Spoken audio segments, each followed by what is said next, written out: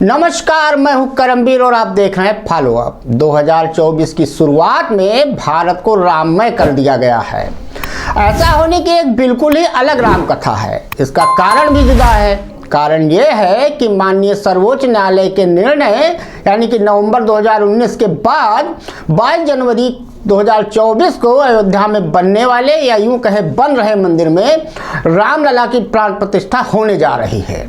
पहली नजर में इस बात में कोई अंतर विरोध या विसंगति नहीं दिखती, क्योंकि हिंदुओं के लिए राम का महत्व है और वाल्मीकि तथा उनकी परंपरा के अन्य रचनाकारों द्वारा रचित राम काव्य के मुताबिक राम का जन्म स्थान अयोध्या है। पर बात क्या इतनी ही है। वाल्मीकि द्वारा रचित रामायण में सभी घटनाओं का भलीभांत जिक्र किया गया है, लेकिन अन्य वेद और ग्रंथों में कई ऐसी घटनाओं का जिक्र है जिसका वर्णन बहुत कम जगह देखने को मिलता है। आज हम आपको फॉलो अप में ऐसे ही कुछ रोचक तथ्यों और कथाओं के बारे में बताएंगे जो रामचरितमानस या भगवान राम से जुड़ी हुई हैं। एक कथा के मुताबिक राजा दशरथ की 3 रानियां थीं। पहली कौशल्या, दूसरी सुमित्रा और तीसरी कैकेयी। ये कथा लगभग राम काव्य के हर रचनाकार ने लिखी है। रानी कौशल्या के पुत्र राम थे, सुमित्रा के लक्ष्मण और शत्रुघ्न और कैकेयी के भरत थे।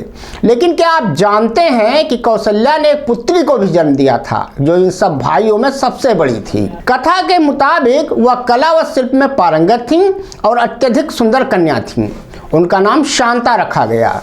इनके नाम को लेकर कई कथाएं प्रचलित हैं। आइए उन सभी कहानियों के बारे में जानते हैं विस्तार से। पहली कहानी यह है कि राजा दशरथ और रानी कौशल्या की सबसे पहली संतान एक बेटी थी। जब एक बार रानी कौशल्या की बहन वर्षणी उनसे मिलने आई तो उन्होंने बेटी शांता को गोद में ले लिया था। इस दौरान वर्षणी ने हास्य में कहा कि शांता बहुत प्यारी है, क्या वो उसे गोद ले ले। इस वाक्य को सुनकर राजा दशरथ ने बाद में उन्हें अपनी बेटी गोद देने का वचन दे दिया। अब चूंकि रघुकुल की रीत थी कि प्राण जाए पर वचन न जाए, तो राजा दशरथ ने अपनी बेटी को गोद दे दिया। आपको बता दें कि वर्षणी की कोई संतान नहीं थी। दूसरी कहानी शांता से जुड़ी यह है कि राजा दशरथ के कोई पुत्र नहीं था। फिर श्रृंगी ऋषि ने पुत्रेष्ट यज्ञ किया, तब जाकर उन्हें 4 पुत्रों की प्राप्ति हुई थी। फिर भगवान श्री राम की बड़ी बहन का विवाह श्रृंगी ऋषि के साथ हुआ। वहीं ऐसा भी कहा जाता है कि हिमाचल प्रदेश के कुल्लू में श्रृंगी ऋषि का मंदिर है, जहां ऋषि श्रृंगी और राम की बहन शांता की पूजा की जाती है। तीसरी कहानी कुछ यूं है कि पौराणिक कथाओं में एक अन्य कथा भी सुनने को मिलती है, जिसके अनुसार जब शांता पैदा हुई थी तब अयोध्या में इतना भीषण अकाल पड़ा कि 12 साल तक धरती फल फूल नहीं सकी।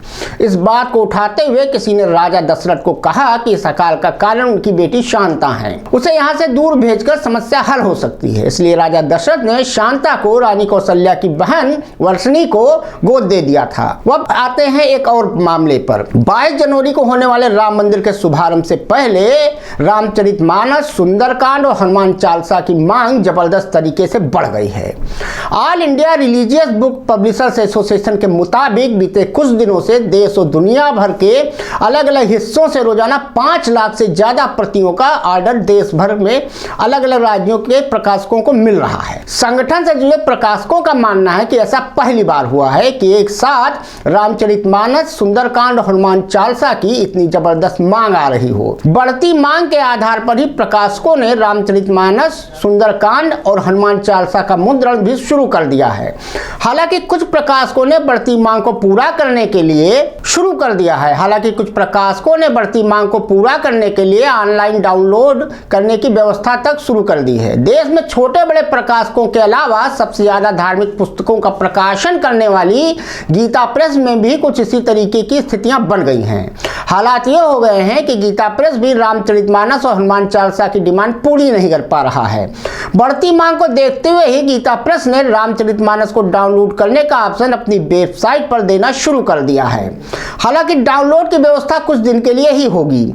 इसमें शुरुआती दिनों में 50,000 की क्षमता तय की गई है। अगर जरूरत पड़ी तो इसे 1 लाख प्रतिदिन तक किया जाएगा। तो कुल मिला के महज 3 दिन बचे हैं भगवान राम के प्राण प्रतिष्ठा में। देश इस समय राममय है। हर गली, चौराहा, शहर, नुक्कड़ में रामनामी झंडे लगाए जा रहे हैं, जय घोष हो रहा है, भजन कीर्तन हो रहा है। अब 22 तारीख को रामलला विराजमान होंगे प्राण प्रतिष्ठा के साथ दिव्य और भव्य मंदिर में। धन्यवाद।